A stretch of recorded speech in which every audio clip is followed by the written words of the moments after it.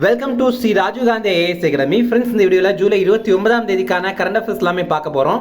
சரி, வாங்க பார்க்கலாம். ஃப்ரெண்ட்ஸ், இந்த வீடியோடைய நோட்ஸ் எல்லாமே கீழே PDF டிஸ்கிரிப்ஷன் கொடுத்துருக்கோம். அது எல்லாமே கிளிக் பண்ணி டவுன்லோட் பண்ணிச்சிங்க. அப்புறம் நம்ம டெலிகிராம் குரூப் லிங்க்மே கீழே டிஸ்கிரிப்ஷன் கொடுத்துருக்கோம். அதுலேயுமே கிளிக் பண்ணி ஜாயின் பண்ணிங்க. நம்முடைய டெலிகிராம் குரூப்பில் டெய்லியுமே கரண்ட் அஃபேர்ஸ் குயிசஸ் கண்டுபிடி வரும். நீங்களுமே ஜாயின் பண்ணி அட்டன் பண்ணிக்கலாம். ஓகே, சரி வாங்க பார்க்கலாம். ஃபர்ஸ்ட், தற்போது மகாராஷ்டிரா மாநிலத்தின் ஆளுநராக நியமனம் செய்யப்பட்டவர் யார்? இதற்கான ஆன்சர் CP ராதாகிருஷ்ணன். இப்போ பார்த்தீங்க அப்படின்னா சில மாநிலங்களுடைய ஆளுநர்களை வந்து நியமனம் பண்ணியிருக்காங்க. உங்களுக்கான கேள்வி, ஆளுநர்களை நியமனம் பண்ணுறது யாரு அப்படிங்கிறது உங்களுக்கு தெரியும் அப்படின்னா அதை கமெண்ட்ஸில் சொல்லுங்க. நம்ம இப்போ எந்தெந்த மாநிலத்தில் ஆளுநர்களை நியமனம் பண்ணியிருக்காங்க, அந்த மாநிலத்துடைய தலைநகர் எது, அந்த மாநிலத்துடைய முதல்வர் இப்போ யாரு அப்படிங்கிறதையும் சேர்த்து பார்க்கலாம். முதல்ல மகாராஷ்டிரா. மகாராஷ்டிராவுடைய தலைநகர் வந்து மும்பை. அதுவே குளிர்கால தலைநகர் வந்து நாக்பூர். மகாராஷ்டிராவுடைய முதல்வர் ஏக்நாத் ஷிண்டே அப்படிங்கிறவர். மகாராஷ்டிராவுடைய ஆளுநராக இப்போ CP ராதாகிருஷ்ணன் வந்து நியமனம் பண்ணியிருக்காங்க. அடுத்தது புதுச்சேரி யூனியன் பிரதேசம். இதோடைய தலைநகர் புதுச்சேரி. இதோடைய முதல்வர் என் ரங்கசாமி அப்படிங்கிறவர். இதோடைய ஆளுநர் கைலாசநாதன் அப்படிங்கிற ஒருத்தர் இப்போ நியமனம் பண்ணியிருக்காங்க. அடுத்தது தெலங்கானா. தெலங்கானாவுடைய தலைநகர் ஹைதராபாத். தெலங்கானாவுடைய முதல்வர் ரேவந்த் ரெட்டி அப்படிங்கிறவர். தெலங்கானாவுடைய ஆளுநர் ஜிஷ்ணு தேவ் வர்மா அப்படிங்கிறவர். அடுத்தது பஞ்சாப். பஞ்சாபுடைய தலைநகர் சண்டிகர். பஞ்சாபுடைய முதல்வர் பகவந்த் மான் அப்படிங்கிறவர். பஞ்சாபுடைய ஆளுநராக இப்போ குலாப் சந்த் கட்டாரியா அப்படிங்கிற நியமனம் பண்ணியிருக்காங்க. அடுத்தது சண்டிகர். சண்டிகர் வேற, சத்தீஸ்கர் வேற. சண்டிகர் அப்படிங்கிறது ஒரு யூனியன் பிரதேசம். இதோடைய தலைநகர் சண்டிகர் அப்படிங்கிறது தான். இதோடைய ஆளுநராக இப்போ குலாப் சந்த் கட்டாரியா அப்படிங்கிற நியமனம் பண்ணியிருக்காங்க. சண்டிகர் அப்படிங்கிற யூனியன் பிரதேசத்தில் முதல்வர் கிடையாது. ஓகேவா? அப்போ நீங்கள் பார்த்தீங்கன்னா பஞ்சாபுக்கும் இந்த சண்டிகருக்கும் ஒரே ஆளுநர் குலாப் சந்த் கட்டாரியா. அடுத்தது அசாம். அசாமுடைய தலைநகர் திஸ்பூர் அப்படிங்கிறது. அசாமுடைய முதல்வர் ஹிமந்த பிஸ்வ சர்மா அப்படிங்கிறவர். அசாமுடைய ஆளுநர் லக்ஷ்மண் பிரசாத் ஆச்சாரியா அப்படிங்கிறவர். அடுத்தது மணிப்பூர். மணிப்பூருடைய தலைநகர் இம்பால் அப்படிங்கிறது. மணிப்பூருடைய முதல்வர் பிரேன் சிங் அப்படிங்கிறவர். மணிப்பூருடைய ஆளுநர் லக்ஷ்மண் பிரசாத் ஆச்சாரியா அப்படிங்கிறவர்.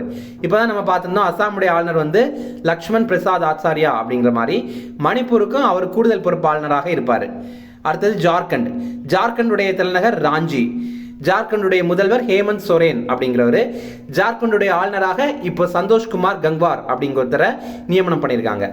அடுத்தது சத்தீஸ்கர். சத்தீஸ்கருடைய தலைநகர் ராய்ப்பூர் அப்படிங்கிறது. சத்தீஸ்கருடைய முதல்வர் விஷ்ணு தியோ சாய் அப்படிங்கிறவர். சத்தீஸ்கருடைய ஆளுநர் ராமன் தேகா அப்படிங்கிறவரை இப்போ நியமனம் பண்ணியிருக்காங்க. அடுத்தது சிக்கிம்.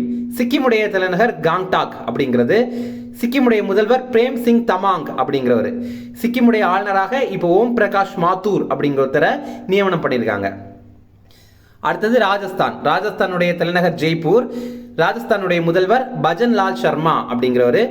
ராஜஸ்தானுடைய ஆளுநராக இப்போ ஹரிபாவ் கிஷன் ராவ் பகடே அப்படிங்கிற நியமனம் பண்ணியிருக்காங்க. அடுத்தது மேகாலயா. மேகாலயாவுடைய தலைநகர் வந்து ஷில்லாங். மேகாலயாவுடைய முதல்வர் கான்ராட் சர்மா அப்படிங்கிறவர். கான்ராட் சங்மா அப்படிங்கிறவர். இப்போ மேகாலயாவுடைய ஆளுநராக விஜயசங்கர் அப்படிங்கிற நியமனம் பண்ணியிருக்காங்க. அவ்வளோதான் ஃப்ரெண்ட்ஸ். மொத்தமாக இந்த ஆளுநர்களுடைய பேர்கள் எல்லாமே முக்கியமாக தெரிஞ்சு வச்சுக்கிங்க. இதெல்லாமே எக்ஸாமில் கேட்கறதுக்கு நிறைய வாய்ப்பு இருக்குது. அடுத்தது, குவாட் அமைப்பின் வெளியுறவுத்துறை அமைச்சர்கள் மாநாடு எங்கு நடைபெற உள்ளது? இதற்கான ஆன்சர் டோக்கியோ. இப்போ ஜப்பானுடைய தலைநகரான டோக்கியோவில் குவாட் அமைப்புடைய வெளியுறவுத்துறை அமைச்சர்கள் மாநாடு நடைபெற போது இதற்காக இந்தியாவுடைய வெளியுறவுத்துறை அமைச்சரான ஜெய்சங்கர் அங்கே போய் கலந்து கொள்றாரு. இங்கே அவர் மகாத்மா காந்தியுடைய சிலையை திறந்து வைத்தார். எங்க அப்படின்னா டோக்கியோவில் எடோகாவா அப்படிங்கிற ஒரு பகுதி இருக்கு. அங்க ஃப்ரீடம் பிளாசா அப்படிங்கிற ஒரு இடத்துல தான் மகாத்மா காந்தி அவருடைய மார்பளவு சிலையை ஜெய்சங்கர் அவர்கள் போய் திறந்து வைத்திருக்காரு. ஃப்ரெண்ட்ஸ், நம்ம ராஜீவ் காந்தி ஐஏஎஸ் அகாடமியில் TNPSC Group 2 Group 2A எக்ஸாமுக்கான ஆன்லைன் லைவ் கிளாஸ் வந்து ஸ்டார்ட் பண்ணியிருக்கோம். இதற்கான கல்வி கட்டணம் ரொம்ப குறைவு, வெறும் 5000 ரூபாய் மட்டும்தான். நம்ம இன்ஸ்டியூட்டில் நிறைய பேர் TNPSC Group 2 எக்ஸாம் கிளியர் பண்ணியிருக்காங்க. நீங்கள் நம்ம இன்ஸ்டியூட்டில் ஜாயின் பண்ணி படிக்கணும் அப்படின்னா ஸ்க்ரீனில் தெரியுற இந்த நம்பருக்கு கால் பண்ணி பேசிக்கலாம்.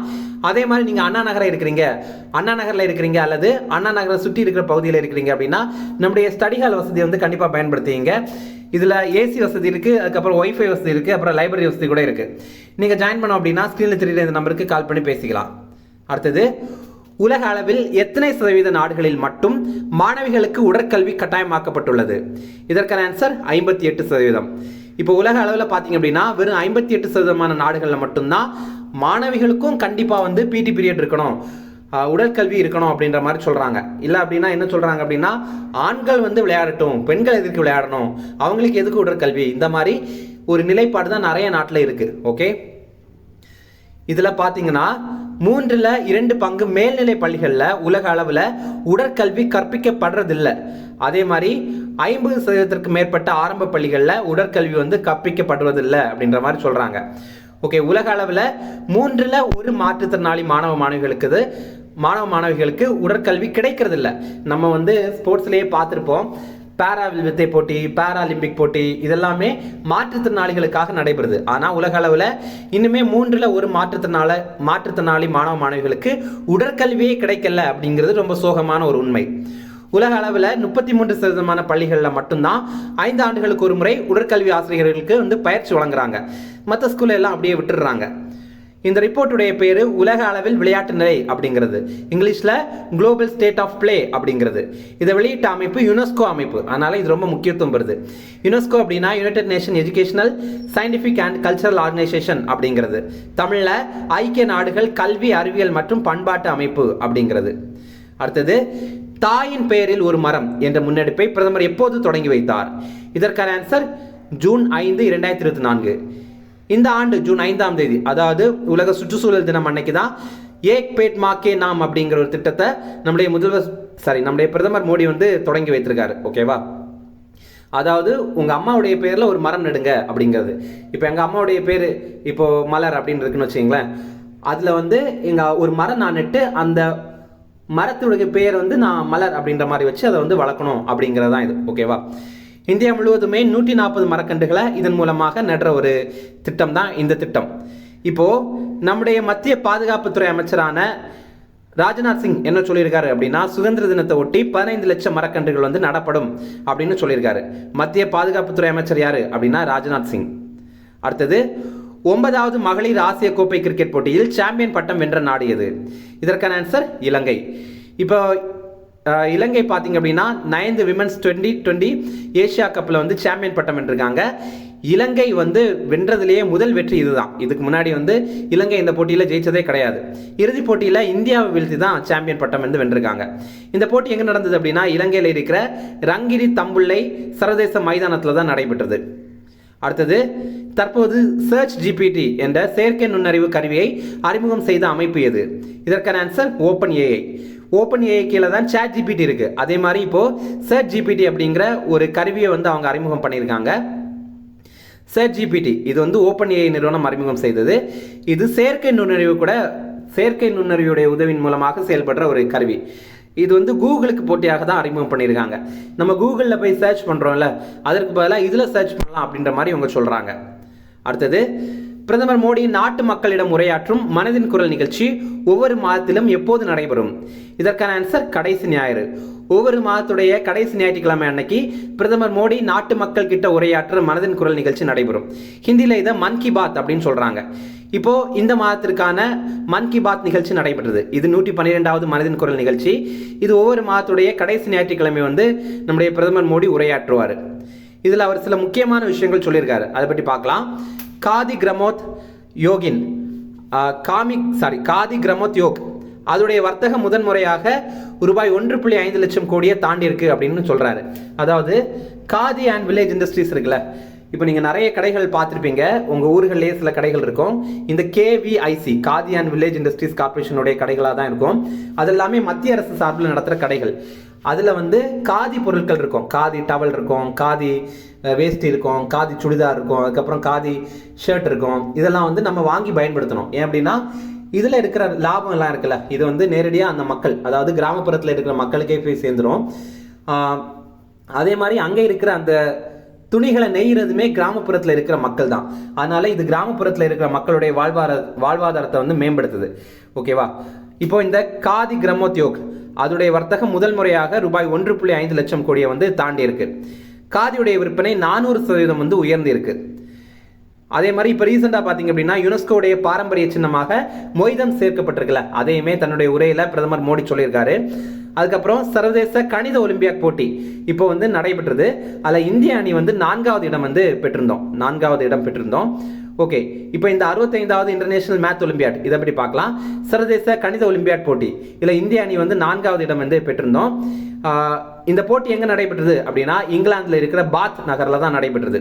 இதில் இந்தியா வந்து 4 தங்கம் மற்றும் 1 வெள்ளி ஜெயிச்சிருந்தோம். அடுத்தது, இந்தியா எந்த நாட்டிடமிருந்து S-400 ஏவுகணைகளை வாங்கியது? இதற்கான ஆன்சர் ரஷ்யா.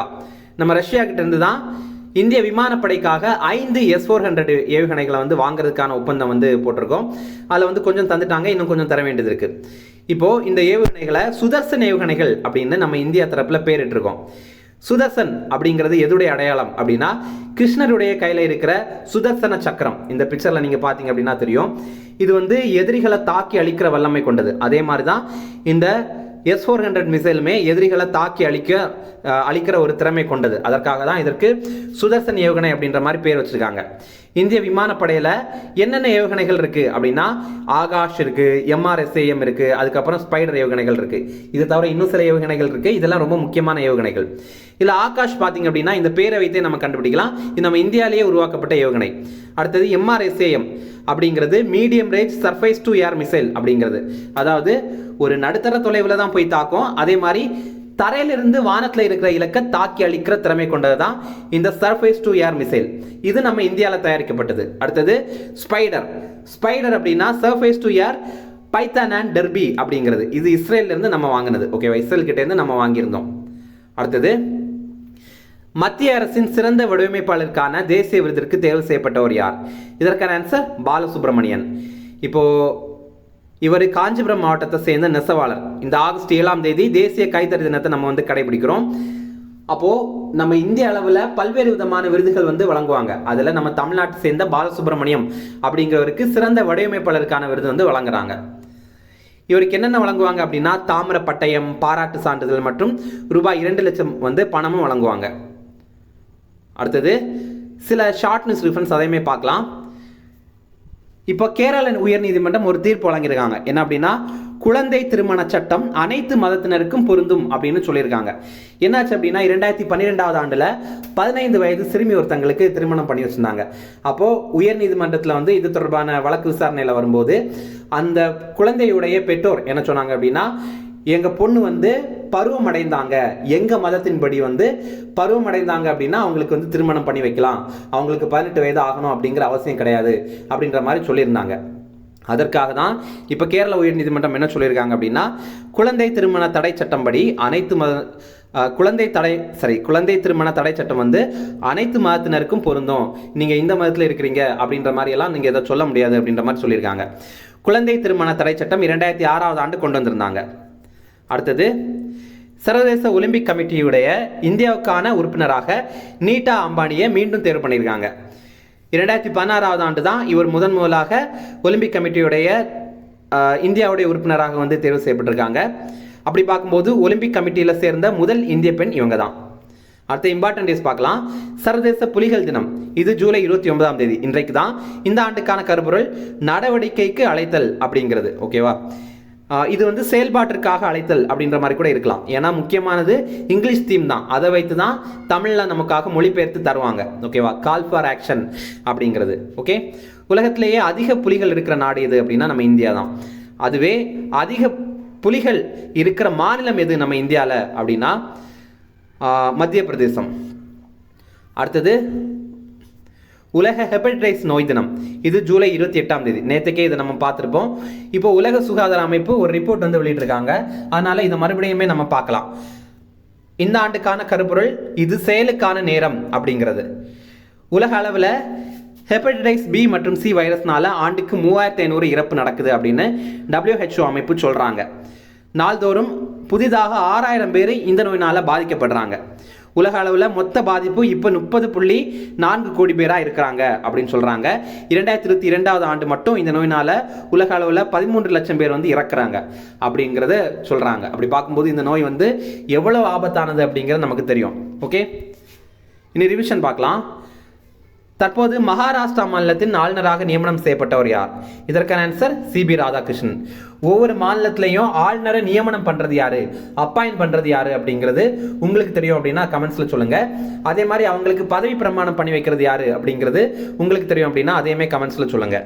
அடுத்தது குவாட் அமைப்பின் வெளியுறவுத்துறை அமைச்சர்கள் மாநாடு எங்கு நடைபெற உள்ளது? இதற்கான ஆன்சர் டோக்கியோ. அடுத்தது உலக அளவில் எத்தனை சதவீத நாடுகளில் மட்டும் மாணவிகளுக்கு உடற்கல்வி கட்டாயமாக்கப்பட்டுள்ளது? இதற்கான ஆன்சர் 58%. அடுத்தது தாயின் பெயரில் ஒரு மரம் என்ற முன்னெடுப்பை பிரதமர் எப்போது தொடங்கி வைத்தார்? இதற்கான ஆன்சர் ஜூன் 5, 2024. அடுத்தது 9வது மகளிர் ஆசிய கோப்பை கிரிக்கெட் போட்டியில் சாம்பியன் பட்டம் வென்ற நாடு எது? இதற்கான ஆன்சர் இலங்கை. அடுத்தது தற்போது சர்ச் ஜிபிடி என்ற செயற்கை நுண்ணறிவு கருவியை அறிமுகம் செய்த அமைப்பு எது? இதற்கான ஆன்சர் ஓப்பன் ஏஐ. அடுத்தது பிரதமர் மோடி நாட்டு மக்களிடம் உரையாற்றும் மனதின் குரல் நிகழ்ச்சி ஒவ்வொரு மாதத்திலும் எப்போது நடைபெறும்? இதற்கான ஆன்சர் கடைசி ஞாயிறு. அடுத்தது இந்தியா எந்த நாட்டிடமிருந்து S-400 ஏவுகணைகளை வாங்கியது? இதற்கான ஆன்சர் ரஷ்யா. அடுத்தது மத்திய அரசின் சிறந்த உடைமைப்பாளருக்கான தேசிய விருதிற்கு தேர்வு செய்யப்பட்டவர் யார்? இதற்கான ஆன்சர் பாலசுப்ரமணியன்.